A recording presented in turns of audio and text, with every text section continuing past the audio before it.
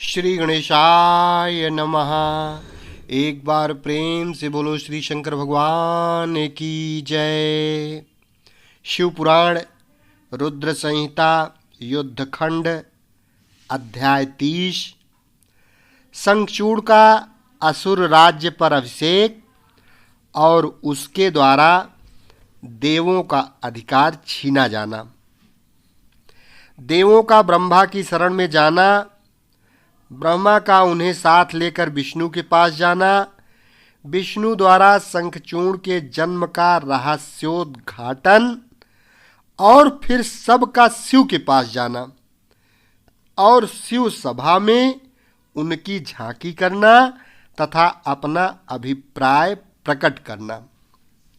सनत कुमार जी कहते हैं, महर्षि, जब शंखचूड़ ने तप करके वर प्राप्त कर लिया और वह विवाहित होकर अपने घर लौट आया, तब दानवों और दैत्यों को बड़ी प्रसन्नता हुई। वे सभी असुर तुरंत ही अपने लोक से निकलकर अपने गुरु शुक्राचार्य को साथ ले दल बनाकर उसके निकट आए और विनय पूर्वक उसे प्रणाम करके अनेकों प्रकार से आदर प्रदर्शित करते हुए उसका स्तवन करने लगे। फिर उसे अपना तेजस्वी स्वामी मानकर अत्यंत प्रेम भाव से उसके पास ही खड़े हो गए। उधर दंभ कुमार शंखचूड़ ने भी अपने कुलगुरु शुक्राचार्य को आया हुआ देखकर बड़े आदर और भक्ति के साथ उन्हें साष्टांग प्रणाम किया। तदनंतर गुरु शुक्राचार्य ने समस्त असुरों के साथ सलाह करके उनकी सर्वसम्मति से शंखचूड़ को दानवों तथा असुरों का अधिपति बना दिया। दंभपुत्र शंखचूड़ प्रतापी एवं वीर तो था ही। उस समय असुर राज्य पर अभिषिक्त होने के कारण वह असुर राज विशेष रूप से शोभा पाने लगा। तब उसने सहसा देवताओं पर आक्रमण करके वेग पूर्वक उनका संहार करना आरंभ किया। संपूर्ण देवता मिलकर भी उसके उत्कृष्ट तेज को सहन न कर सके, अतः वे समर भूमि से भाग चले और दीन होकर यत्र तत्र पर्वतों की खोहों में जा छिपे। उनकी स्वतंत्रता जाती रही। वे शंखचूड़ के वशवर्ती होने के कारण प्रभाहीन हो गए। इधर सूरवीर प्रतापी दंभ कुमार दानवराज शंखचूड़ ने संपूर्ण लोकों को जीतकर देवताओं का सारा अधिकार छीन लिया। वह त्रिलोकी को अपने अधीन करके संपूर्ण लोकों पर शासन करने लगा और स्वयं इंद्र बनकर सारे यज्ञ भागों को भी हड़पने लगा तथा अपनी शक्ति से कुबेर, सोम, सूर्य, अग्नि, यम और वायु आदि के अधिकारों का भी पालन कराने लगा। उस समय महान बल पराक्रम से संपन्न महावीर शंखचूड़ समस्त देवताओं, असुरों, दानवों, राक्षसों, गंधर्वों, नागों, किन्नरों, मनुष्यों तथा त्रिलोकी के अन्यान्य प्राणियों का एकछत्र सम्राट बन गया। इस प्रकार महान राजराजेश्वर शंखचूड़ बहुत वर्षों तक संपूर्ण भुवनों के राज्य का उपभोग करता रहा। उसके राज्य में न अकाल पड़ता था, न महामारी और न अशुभ ग्रहों का ही प्रकोप होता था। आदि व्याधियां भी अपना प्रभाव नहीं डाल पाती थीं। यों सारी प्रजा सदा सुखी रहती थी। पृथ्वी बिना जोते ही अनेक प्रकार के धान्य उत्पन्न करती थी। नाना प्रकार की औषधियाँ उत्तम उत्तम फलों और रसों से युक्त थीं। उत्तम उत्तम मड़ियों की खदानें थीं। समुद्र अपने तटों पर निरंतर ढेर के ढेर रत्न बिखेरते रहते थे। वृक्षों में सदा पुष्प फल लगे रहते थे। सरिताओं में सुस्वादु नीर बहता रहता था। देवताओं के अतिरिक्त सभी जीव सुखी थे। उनमें किसी प्रकार का विकार उत्पन्न नहीं होता था। चारों वर्णों और आश्रमों के सभी लोग अपने अपने धर्म में स्थिर रहते थे। इस प्रकार जब वह त्रिलोकी का शासन कर रहा था, उस समय कोई भी दुखी नहीं था। केवल देवता भ्रातृद्रोहवश दुख उठा रहे थे। मुने, महाबली शंखचूड़ गोलोक निवासी श्री कृष्ण का परम मित्र था। साधु स्वभाव वाला वह सदा श्री कृष्ण की भक्ति में निरत रहता था। पूर्व शापवश उसे दानव की योनि में जन्म लेना पड़ा था, परंतु दानव होने पर भी उसकी बुद्धि दानव की सी नहीं थी। प्रिय व्यास जी तदनंतर जो पराजित होकर राज्य से हाथ धो बैठे थे, वे सभी सुरगण तथा ऋषि परस्पर मंत्रणा करके ब्रह्मा जी की सभा को चले। वहां पहुंचकर उन्होंने ब्रह्मा जी का दर्शन किया और उनके चरणों में अभिवादन करके विशेष रूप से उनकी स्तुति की। फिर आकुलतापूर्वक अपना सारा वृत्तांत उन्हें कह सुनाया। तब ब्रह्मा उन सभी देवताओं तथा मुनियों को ढांढस बंधाकर उन्हें साथ ले सत्पुरुषों को सुख प्रदान करने वाले वैकुंठ लोक को चल पड़े। वहां पहुंचकर देवगणों सहित ब्रह्मा ने रमापति का दर्शन किया। उनके मस्तक पर किरीट सुशोभित था, कानों में कुंडल झलमला रहे थे और कंठ वनमाला से विभूषित था। वे चतुर्भुज देव अपनी चारों भुजाओं में शंख, चक्र, गदा और पद्म धारण किए हुए थे। श्री विग्रह पर पीतांबर शोभा दे रहा था और सनंदनादि सिद्ध उनकी सेवा में नियुक्त थे। ऐसे सर्वव्यापी विष्णु की झांकी करके ब्रह्मा आदि देवताओं तथा मुनीश्वरों ने उन्हें प्रणाम किया। फिर भक्तिपूर्वक हाथ जोड़कर वे उनकी स्तुति करने लगे। देवता बोले, सामर्थ्यशाली वैकुंठाधिपते, आप देवों के भी देव और लोकों के स्वामी हैं। आप त्रिलोकी के गुरु हैं। श्री हरे, हम सब आपके शरणापन्न हुए हैं। आप हमारी रक्षा कीजिए। अपनी महिमा से कभी च्युत न होने वाले ऐश्वर्यशाली त्रिलोकेश, आप ही लोकों के पालक हैं। गोविंद, लक्ष्मी आप में ही निवास करती हैं और आप अपने भक्तों के प्राण स्वरूप हैं। आपको हमारा नमस्कार है। इस प्रकार स्तुति करके सभी देवता श्री हरि के आगे रो पड़े। उनकी बात सुनकर भगवान विष्णु ने ब्रह्मा से कहा। विष्णु बोले, ब्राह्मण, यह वैकुंठ योगियों के लिए भी दुर्लभ है। तुम यहाँ किस लिए आए हो? तुम पर कौन सा कष्ट आ पड़ा है? वह यथार्थ रूप से मेरे सामने वर्णन करो। सनत कुमार जी कहते हैं, मुने, श्री हरि का वचन सुनकर ब्रह्मा जी ने विनम्र भाव से सिर झुकाकर उन्हें बारंबार प्रणाम किया और अंजलि बांधकर परमात्मा विष्णु के समक्ष स्थित हो देवताओं के कष्ट से भरी हुई शंखचूड़ की सारी करतूत कह सुनाई। तब समस्त प्राणियों के भावों के ज्ञाता भगवान श्री हरि उस बात को सुनकर हंस पड़े और ब्रह्मा से उस रहस्य का उद्घाटन करते हुए बोले। श्री भगवान ने कहा, कमलयोनि, मैं शंखचूड़ का सारा वृत्तांत जानता हूँ। पूर्व जन्म में वह महातेजस्वी गोप था जो मेरा भक्त था। मैं उसके वृत्तांत से संबंध रखने वाले इस पुरातन इतिहास का वर्णन करता हूँ, सुनो। इसमें किसी प्रकार का संदेह नहीं करना चाहिए। भगवान शंकर सब कल्याण करेंगे।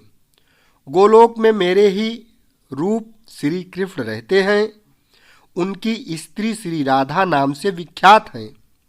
वह जगत जननी तथा प्रकृति की परमोत्कृष्ट पांचवी मूर्ति हैं। वही वहाँ सुंदर रूप से विहार करने वाली हैं। उनके अंग से अद्भुत बहुत से गोप और गोपियाँ भी वहाँ निवास करती हैं।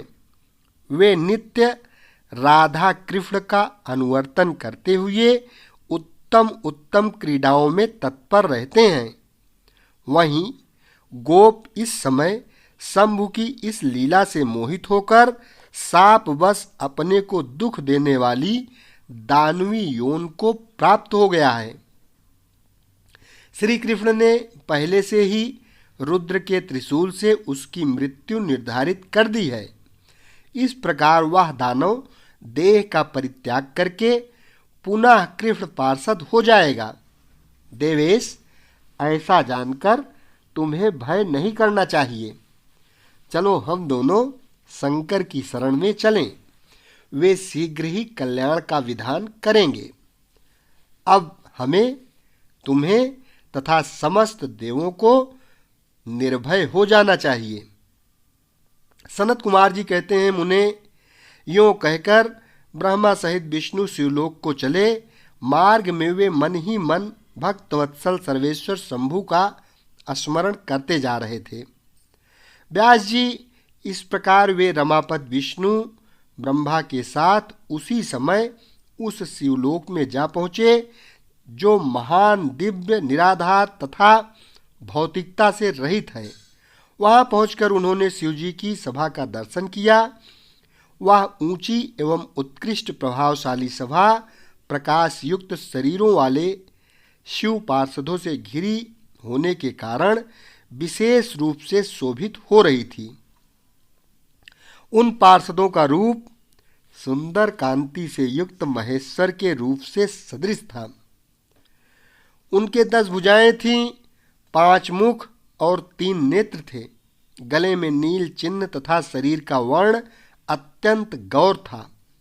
वे सभी श्रेष्ठ रत्नों से युक्त, रुद्राक्ष और भस्म के आभरण से विभूषित दैदीप्यमान थे। वह मनोहर सभा नवीन चंद्रमंडल के समान आकार वाली और चौकोर थी। उत्तम उत्तम मणियों तथा हीरों के हारों से वह सजाई गई थी। अमूल्य रत्नों के बने हुए कमल पत्रों से सुशोभित थी। उनमें मणियों की जालियों से युक्त गवाक्ष बने थे, जिससे वह चित्र विचित्र दिख रही थी। शंकर की इच्छा से उसमें पद्मराग मणि जड़ी हुई थी, जिससे वह अद्भुत सी लग रही थी। वह स्यमंतक मणि की बनी हुई सैकड़ों सीढ़ियों से युक्त थी। उसमें चारों ओर इंद्रनील मणि के खंभे लगे थे, जिन पर स्वर्ण सूत्र से ग्रथित चंदन के सुंदर पल्लव लटक रहे थे, जिससे वह मन को मोहे लेती थीं। वह भली भांति संस्कृत तथा सुगंधित वायु से सुवासित थीं। 1 सहस्र योजन विस्तार वाली वह सभा बहुत से किंकरों से खचाखच भरी थी। उसके मध्य भाग में अमूल्य रत्नों द्वारा निर्मित एक विचित्र सिंहासन था। उसी पर उमा सहित शंकर विराजमान थे। उन्हें सुरेश्वर विष्णु ने देखा। वे तारकाओं से घिरे हुए चंद्रमा के समान लग रहे थे। वे किरीट, कुंडल और रत्नों की मालाओं से विभूषित थे। उनके सारे अंग में भस्म रमाई हुई थी और वे लीला कमल धारण किए हुए थे। महान उल्लास से भरे हुए उमाकांत का मन शांत तथा प्रसन्न था। देवी पार्वती ने उन्हें सुवासित तांबूल प्रदान किया था, जिसे वे चबा रहे थे। शिवगण हाथ में श्वेत चंवर लेकर परम भक्ति के साथ उनकी सेवा कर रहे थे और सिद्ध भक्तिवत सिर झुकाकर उनके स्तवन में लगे थे। वे गुणातीत, परेशान, त्रिदेवों के जनक, सर्वव्यापी, निर्विकल्प, निराकार, स्वेच्छानुसार साकार कल्याण स्वरूप, माया रहित, अजन्मा, आद्या, माया के अधीश्वर, प्रकृति और पुरुष से भी परात्पर, सर्वसमर्थ, परिपूर्णतम और समता युक्त हैं। ऐसे विशिष्ट गुणों से युक्त शिव जी को देखकर ब्रह्मा और विष्णु ने हाथ जोड़कर उन्हें प्रणाम किया और फिर वे स्तुति करने लगे। विविध प्रकार से स्तुति करके अंत में वे बोले, भगवान, आप दीनों और अनाथों के सहायक, दीनों के प्रतिपालक, दीनबंधु, त्रिलोकी के अधीश्वर और शरणागत वत्सल हैं। गौरीश, हमारा उद्धार कीजिए। परमेश्वर, हम पर कृपा कीजिए। नाथ, हम आपके ही अधीन हैं। अब आपकी जैसी इच्छा हो वैसा करें। अध्याय 29-30 संपन्न हुआ। अध्याय 31। देवताओं का रुद्र के पास जाकर अपना दुख निवेदन करना, रुद्र द्वारा उन्हें आश्वासन और चित्ररथ को शंखचूड़ के पास भेजना, चित्ररथ के लौटने पर रुद्र का गणों, पुत्रों और भद्रकाली सहित युद्ध के लिए प्रस्थान, उधर शंखचूड़ का सेना सहित पुष्पभद्रा के तट पर पड़ाव डालना तथा दानवराज के दूत और शिव की बातचीत।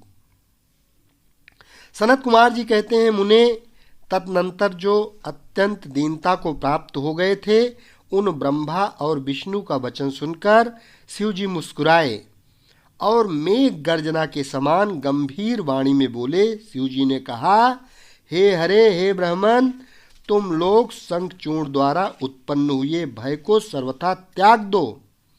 निस्संदेह तुम्हारा कल्याण होगा। मैं शंखचूड़ का सारा वृत्तांत यथार्थ रूप से जानता हूँ। यह पूर्व जन्म में एक गोप था जो ऐश्वर्यशाली भगवान श्री कृष्ण का भक्त था। इसका नाम सुदामा था। वही सुदामा राधा जी के शाप से शंखचूड़ नामक दानवराज होकर उत्पन्न हुआ है। यह परम धर्मज्ञ और देवताओं से द्रोह करने वाला है। यह दुर्बुद्धिवश अपने उत्कृष्ट बल के भरोसे संपूर्ण देवगणों को क्लेश दे रहा है। अब तुम लोग प्रेम पूर्वक मेरी बात सुनो और देवों को आनंदित करने के लिए शीघ्र ही कैलाशवासी रुद्र के समीप जाओ। वह रुद्र रूप मेरा ही उत्तम पूर्ण रूप है। मैं ही देव कार्य की सिद्धि के हेतु पृथक स्वरूप धारण करके वहां प्रकट हुआ हूं। मेरा वह रूप ऐश्वर्यशाली तथा परिपूर्णतम है। हरे, इसीलिए मैं भक्तों के वशीभूत हो कैलाश पर्वत पर सदा निवास करता हूं। तदनंतर कैलाश पहुंचकर देवताओं ने भगवान महेश की स्तुति की और अंत में कहा, महेशान, आप तो कृपा के आकार हैं। दीनों का उद्धार करना तो आपका बाना ही है।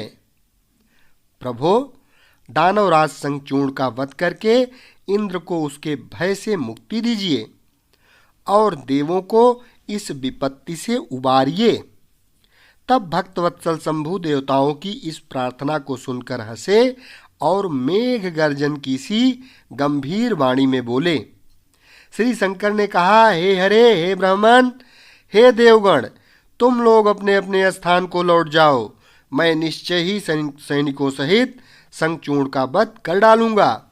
इसमें तनिक भी संशय नहीं है। सनत कुमार जी कहते हैं, व्यास जी, महेश्वर के उस अमृतास्रावी वचन को सुनकर संपूर्ण देवताओं को परम आनंद प्राप्त हुआ। उस समय उन्होंने समझ लिया कि अब दानव शंखचूड़ मरा हुआ ही है। तब महेश्वर के चरणों में प्रणिपात करके विष्णु वैकुंठ को और ब्रह्मा सत्यलोक को चले गए तथा संपूर्ण देवता भी अपने अपने स्थान को प्रस्थित हुए। इधर उन महारुद्र ने जो परमेश्वर दुष्टों के लिए काल रूप और सत्पुरुषों की गति है, देवताओं की इच्छा से अपने मन में शंखचूर्ण के वध का निश्चय किया। तब उन्होंने प्रसन्नतापूर्वक अपने प्रेमी गंधर्वराज चित्ररथ को दूत बनाकर शीघ्र ही शंखचूर्ण के पास भेजा। चित्ररथ ने वहां जाकर शंखचूर्ण को खूब समझाकर कहा, परंतु उसने बिना युद्ध किए देवताओं को राज्य लौटाना स्वीकार नहीं किया और कहा, मैंने ऐसा दृढ़ निश्चय कर लिया है कि महेश्वर के साथ युद्ध किए बिना न तो मैं राज्य ही वापस दूंगा और न अधिकारों को ही लौटाऊंगा। तू कल्याणकर्ता रुद्र के पास लौट जा और मेरी कही हुई बात यथार्थ रूप से उनसे कह दे। वे जैसा उचित समझेंगे वैसा करेंगे। तू व्यर्थ बकवाद मत कर। सनत कुमार जी कहते हैं, मुनिश्रेष्ठ, यों कहे जाने पर वह शिवदूत पुष्पदंत यानी चित्ररथ अपने स्वामी महेश्वर के पास लौट गया और उसने सारी बातें ठीक ठीक कह दी। तब उस दूत के वचन को सुनकर देवताओं के स्वामी भगवान शंकर को क्रोध आ गया। उन्होंने अपने वीरभद्र आदि गणों से कहा। रुद्र बोले, हे वीरभद्र, हे नंदिन, क्षेत्रपाल, आठों भैरव, मैं आज शीघ्र ही शंखचूर्ण का वध करने के निमित्त चलता हूँ। अतः मेरी आज्ञा से मेरे सभी बलशाली गण आयुधों से लैस होकर तैयार हो जाएं और अभी अभी कुमारों स्वामी कार्तिकेय और गणेश के साथ रथ यात्रा करें। भद्रकाली भी अपनी सेना के साथ युद्ध के लिए प्रस्थान करें। सनत कुमार जी कहते हैं, मुने, ऐसी आज्ञा देकर शिव जी अपनी सेना के साथ चल पड़े। फिर तो सभी वीरगण हर्षमग्न होकर उनके पीछे पीछे चलने लगे। इसी समय संपूर्ण सेनाओं के अध्यक्ष स्कंद और गणेश भी हर्ष से भरे हुए कवच धारण करके सशस्त्र शिव जी के निकट आ पहुँचे। फिर वीरभद्र, नंदी, महाकाल, सुभद्रक, विशालाक्ष, बाण, पिंगलाक्ष, विकंपन, विरूप, विकृति, मणिभद्र, भास्कल, कपिल, दीर्घदंष्ट, विकाल, विकार, ताम्रलोचन, कालंकर, बलिभद्र, कालजिह्व, कुटीचर, बलोन्मत्त, रणस्लाध्य, दुर्जय तथा दुर्गम आदि गणनायक जो प्रधान सेनापति थे, शिव जी के साथ चले। उनके गणों की संख्या करोड़ों करोड़ों थी। आठों भैरव, एकादश भयंकर रुद्र, आठों वसु, इंद्र, 12 आदित्य, अग्नि, चंद्रमा, विश्वकर्मा, दोनों अश्विनी कुमार, कुबेर, यम, निऋति, नलकूबर, वायु, वरुण, बुध, मंगल तथा अन्यान्य ग्रह पराक्रमी कामदेव, उग्रद्रष्ट, उग्रदंड, कोरट तथा कौरभ आदि ने भी शीघ्र ही महेश्वर का अनुगमन किया। स्वयं महेश्वरी देवी भद्रकाली भी 100 भुजा धारण करके शिव जी के साथ चलीं। वे उत्तमोत्तम रत्नों से बने हुए विराजमान आरूढ़ थीं। उनके शरीर पर लाल चंदन का अनुलेप लगा हुआ था और लाल वस्त्र शोभा पा रहा था। वे हर्षमग्न होकर नाचती हंसती और उत्तम स्वर से गान करती हुई अपने भक्तों को अभय तथा शत्रुओं को भय प्रदान कर रही थीं। उनकी 1 योजन लंबी भीषणाकार जीवा लपलपा रही थी। वे अपने हाथों में शंख, चक्र, गदा, पद्म, ढाल, तलवार, धनुष, बाण, 1 योजन विस्तार वाला गहरा गोलाकार खप्पर, गगनचुंबी त्रिशूल, 1 योजन लंबी शक्ति, मुद्गर, मुसल, वज्र, खड्ग, तीखा फलक, वैष्णवास्त्र, वारुणास्त्र, वायव्यास्त्र, नागपाश, नारायणास्त्र, गंधर्वास्त्र, ब्रह्मास्त्र, गरुड़ास्त्र, पर्जन्यास्त्र, पाशुपतास्त्र, जृंभणास्त्र, पर्वतास्त्र, महान पराक्रमी सूर्यास्त्र, काल काल, महानल, महेश्वरास्त्र, यमदंडास्त्र, सम्मोहनास्त्र तथा समर्थ दिव्य अस्त्र और अन्यान्य सैकड़ों दिव्यास्त्र धारण किए हुए थीं। करोड़ों योगिनियां तथा डाकिनियां उनके साथ थीं। फिर भूत, प्रेत, पिशाच, कूष्मांडा, ब्रह्म राक्षस, वेताल राक्षस, यक्ष और किन्नर आदि से घिरे हुए स्कंद ने पिता के पास आकर उन चंद्रशेखर को प्रणाम किया और उनकी आज्ञा से पार्श्वभाग में स्थिर होकर सहायक का स्थान ग्रहण किया।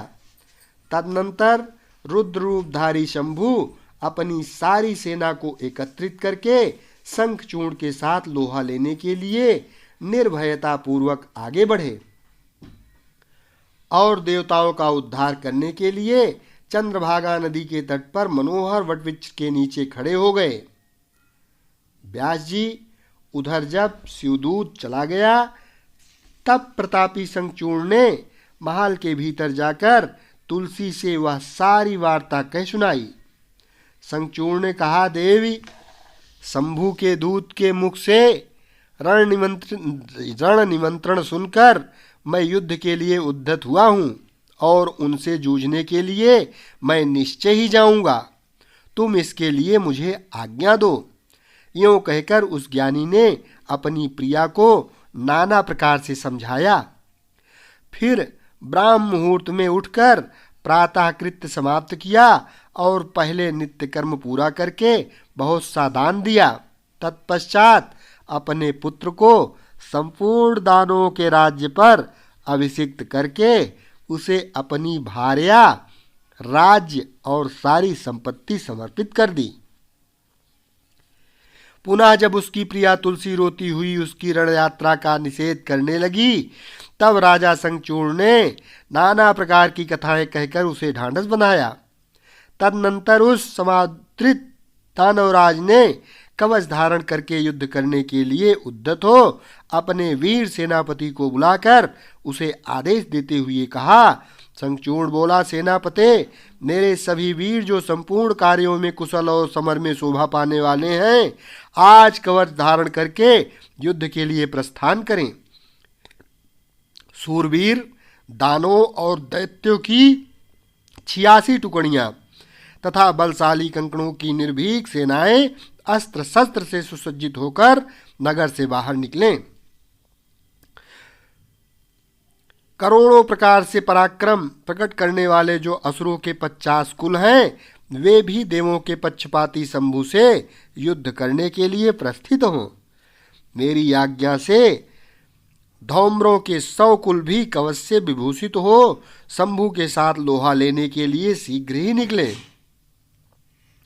कालकेयों, मौर्यों, दौरहृदों तथा कालकों को भी मेरी यह आज्ञा सुना दो कि वे रुद्र के साथ संग्राम करने के लिए रण सामग्री से सुसज्जित हो चलें। सनत कुमार जी कहते हैं, मुने सेनापतियों को यों आदेश देकर असुर का राजा महाबली दानवेंद्र शंखचूर्ण सहस्रों प्रकार की बहुत बड़ी सेनाओं से घिरा हुआ नगर से बाहर निकला। उसका सेनापति भी युद्ध शास्त्र में निपुण, महारथी, महान सूरवीर और रणभूमि में रथियों से अग्रगण्य था। इस प्रकार युद्धस्थल में वीरों को भयभीत कर देने वाला वह दानवराज 3 लाख अक्षौहिणी सेना सहित शासन करता हुआ शिविर से बाहर निकला और उत्तमोत्तम रत्नों द्वारा निर्मित विमान पर आरूढ़ हो गुर्जनों को आगे करके युद्ध के लिए चल पड़ा। आगे बढ़ने पर वह पुष्पभद्रा नदी के तट पर सिद्धाश्रम में जा पहुंचा। वहां एक मनोहर वटवृक्ष विराजमान था। वह सिद्ध क्षेत्र सिद्धों को उत्तम सिद्धि प्रदान करने वाला था। पुण्य क्षेत्र भारत में वह कपिल का तपह स्थान कहलाता था। वह भूभाग पश्चिम समुद्र में पूर्व, मलय पर्वत से पश्चिम, श्रीशैल से उत्तर और गंधमादन से दक्षिण था। उसकी चौड़ाई 5 योजन और लंबाई 500 योजन थी। भारत के उस भाग में उत्तम पुण्य प्रदान करने वाली तथा शुद्ध स्फटिक के समान स्वच्छ जल से परिपूर्ण पुष्पभद्रा और सरस्वती नाम की 2 रमणीय नदियां बहती हैं तथा सौभाग्य से संयुक्त रहने वाली लवण सागर की प्रिया भार्या पुष्पभद्रा सरस्वती के साथ हिमालय से निकली हैं और गोमंतक पर्वत को बाएं करके पश्चिम समुद्र में जा मिली हैं। वहां पहुंचकर शंखचूर्ण ने शिव जी की सेना को देखा। मुने, उसने पहले शिव जी के पास एक दानवेश्वर को दूत के रूप में भेजा। उसने शिव जी से युद्ध न करने के लिए कहा और शिव जी ने उसे देवताओं का राज्य लौटा देने की बात कही। अंत में महेश्वर ने कहा, दूत, हम किसी का भी पक्ष नहीं लेते, क्योंकि हम तो कभी स्वतंत्र रहते ही नहीं, सदा भक्तों के अधीन रहते हैं और उनकी इच्छा से उन्हीं का कार्य करते हैं। देखो, पूर्व काल में ब्रह्मा की प्रार्थना से पहले पहल प्रलय समुद्र में श्री हरि और दैत्य श्रेष्ठ मधुकैटभ का भी युद्ध हुआ था। पुनः भक्तों के हितकारी उन्हीं श्री विष्णु ने देवताओं के प्रार्थना करने पर प्रहलाद के कारण हिरण्यकश्यप का वध किया था। तुमने यह भी सुना होगा कि पहले जो मैंने त्रिपुरों के साथ युद्ध करके उन्हें भस्म कर डाला था, वह भी देवों की प्रार्थना पर ही हुआ था। पूर्व काल में सर्वेश्वरी जगत जननी का जो शुंभ आदि के साथ युद्ध हुआ था और जिसमें उन्होंने उन दैत्यों का वध कर डाला था, वह भी देवताओं के प्रार्थना करने पर ही घटित हुआ था। वे ही सभी देवगण आज भी ब्रह्मा के शरणापन्न हुए हैं। तब वे उन देवताओं और श्री हरि के साथ मेरी शरण में आए थे। दूत, इस प्रकार ब्रह्मा, विष्णु और देवगणों की प्रार्थना के वशीभूत हो देवों का अधीश्वर होने के कारण मैं भी युद्ध के लिए आया हूं। तुम भी तो महात्मा श्री कृष्ण के श्रेष्ठ पार्षद हो। अब तक जो जो दैत्य मारे गए हैं, उनमें से कोई भी तुम्हारी समानता नहीं कर सकता।